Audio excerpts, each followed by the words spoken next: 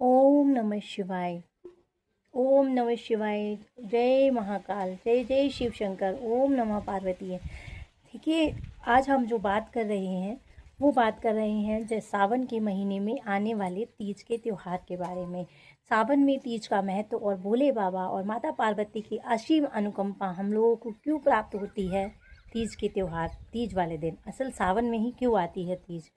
तो इसे जानने के लिए आप इस वीडियो को लास्ट तक देखिएगा। और तीज कौन कौन रखती हैं महिलाएं, प्लीज़ अगर वीडियो थोड़ी सी भी अच्छी लगे तो लाइक शेयर ज़रूर कर दीजिएगा। चैनल को सब्सक्राइब करना मत भूलिएगा, क्योंकि जो भी वीडियो मैं किसी भी टॉपिक पर अगर अपलोड करती हूँ तो वो आप तक ज़रूर पहुँच जाए। तो बेल का आइकॉन भी प्रेस कर लीजिएगा। इसी के साथ मैं देर न करते हुए शुरू करती हूँ इस टॉपिक पर। आप लोगों को आज मैं बताऊँगी कि सावन का महीना, जैसे कि हम सब जानते हैं, हरियाली और भगवान भोलेनाथ के लिए बहुत ही प्रसिद्ध महीना है सावन का।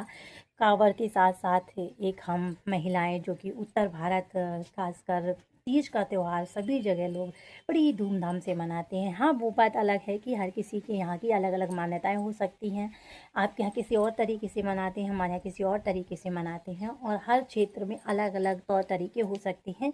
उसको नज़रअंदाज हम नहीं कर सकते, क्योंकि हर किसी के यहाँ अलग अलग मान्यताएं होती हैं, अलग अलग संस्कार होते हैं। तो हमें वह भी देख कर चलना है।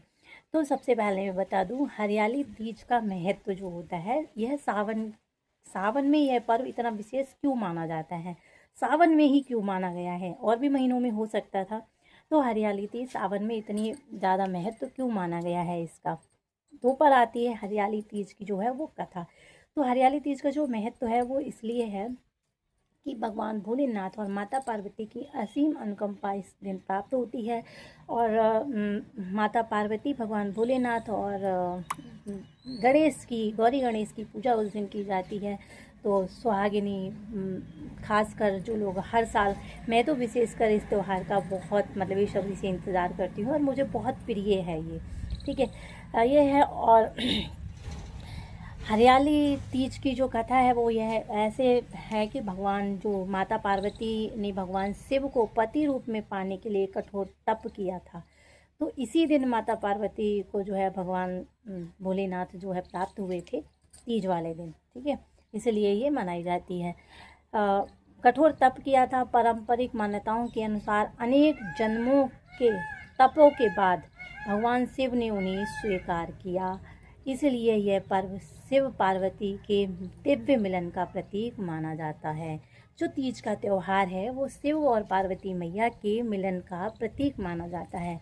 इसीलिए शिव और पार्वती की पूजा के साथ सभी सुहागिन स्त्रियां भगवान शिव और माता पार्वती से अपने सुहाग की लंबी उम्र की कामना के लिए ये व्रत और पूजा किया करती हैं।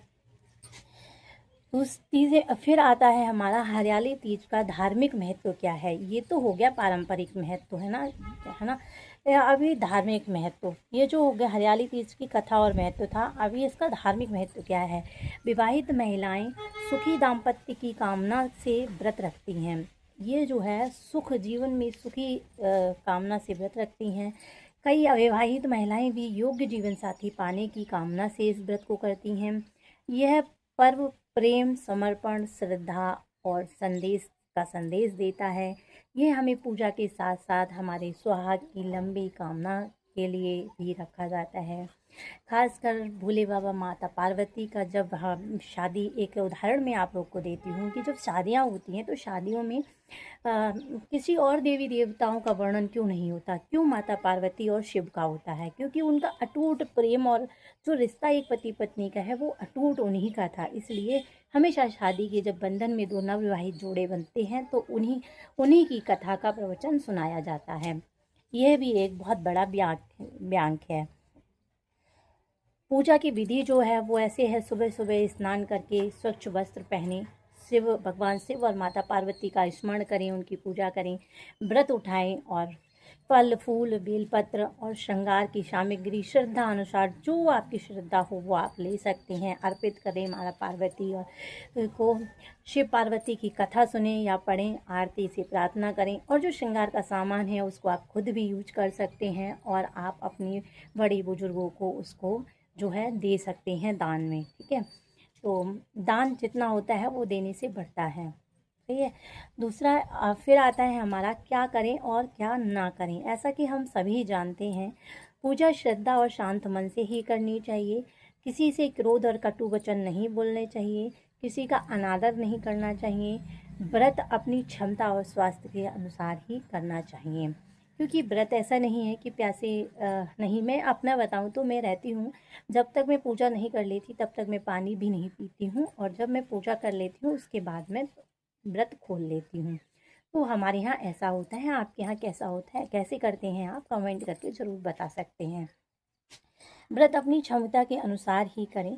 और इसका जो निष्कर्ष है इस वीडियो बनाने का और उसको वह यह है कि हरियाली तीज केवल व्रत नहीं बल्कि श्रद्धा, प्रेम और पारिवारिक सुख का प्रतीक है।